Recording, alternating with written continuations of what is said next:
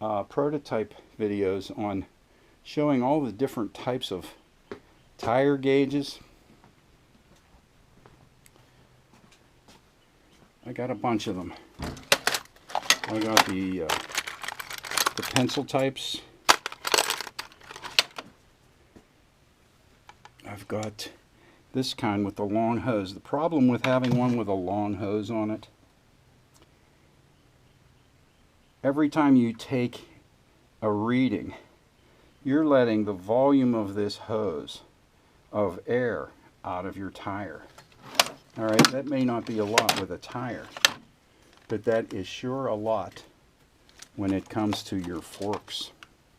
So I would not use this to take a fork reading, because those forks hold about as much air as you can keep putting in your mouth.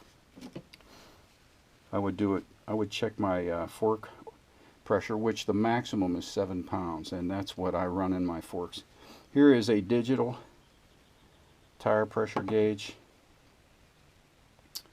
and there's another style I have here. But anyway, what I'm getting at is I compared all my pressure gauges. I even have an inline one right here that I've had for decades. That'll even do trucks. That does up over 150 pounds. But I've compared this one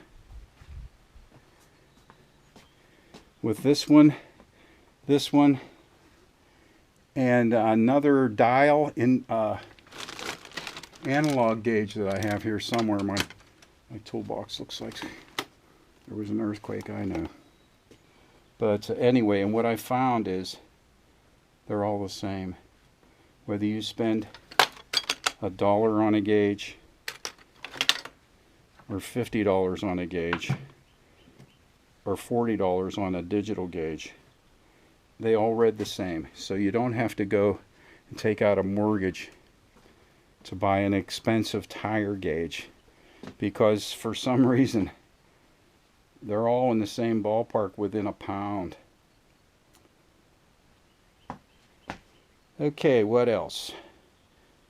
Oh, my brake lever was creaking. It was going, you could feel it was not notch when I would brake.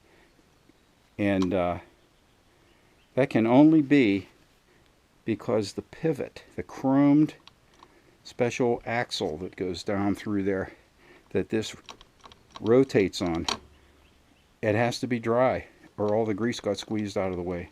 And I took it apart and cleaned it. Now I've tried different greases. I've tried high-speed wheel bearing grease.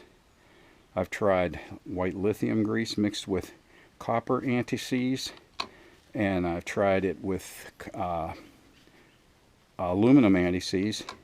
And what seems to work the best is just straight white lithium grease. I know that white lithium grease is recommended for low speed, high pressure, like steering head bearings. So I put that in my clutch and my brake lever pivots, and I can feel this one is smooth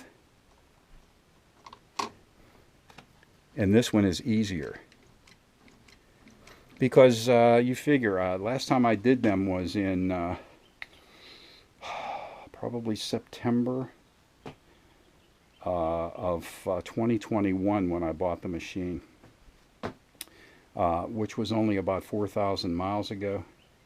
But I've probably pulled on both of those levers, especially the clutch lever, thousands of times. And the grease got squoze out of the way. So I re-greased them and all is well.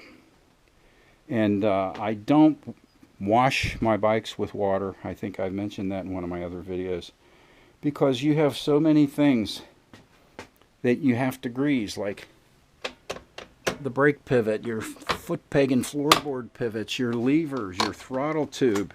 This better snap back when you let go. linkage on your throttle. You know, and your 4 rods that pull out the stoppers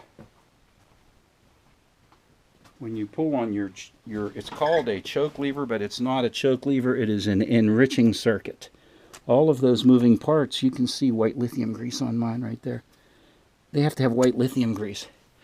And this pivot right here for your shift lever. You're supposed to oil all those things, okay? Well, if you take a pressure washing through them, or if you take a hose and some detergent to it, you're going to rinse all that stuff away. So don't pressure wash your bike. I never even take water to my bikes. Come on. I put only, where the heck is it?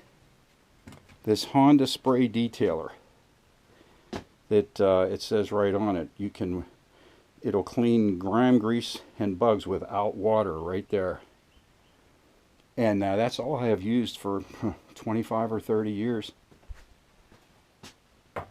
And it doesn't scratch your bike. I had a black Honda Pacific Coast. You know how black shows every little blemish. That bike didn't have any scratches on it. I should post what that bike looked like when I took pictures of it, a movie of it, to sell it. A little 30-second video. That bike never had soap and water on it. It never had a pressure washer on it. It just had that Honda detailer on it. But anyway, it's ready to go. This bike had a squeak. I have a video called Mysterious Squeak. When I would grab this handle and pull the bike, it would squeak. Well, while the bike was on the side stand, the squeak is gone.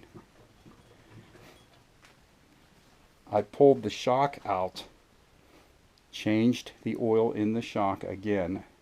I did it last September or October of 22, and I just did it again because I was chasing that squeak, and I thought, well, while I have the shock off, I might as well change the oil in it again. So I changed the shock oil, and I greased the links and the bolts that hold the shock on, and the squeak is gone. So I fixed it. We'll see if it comes back.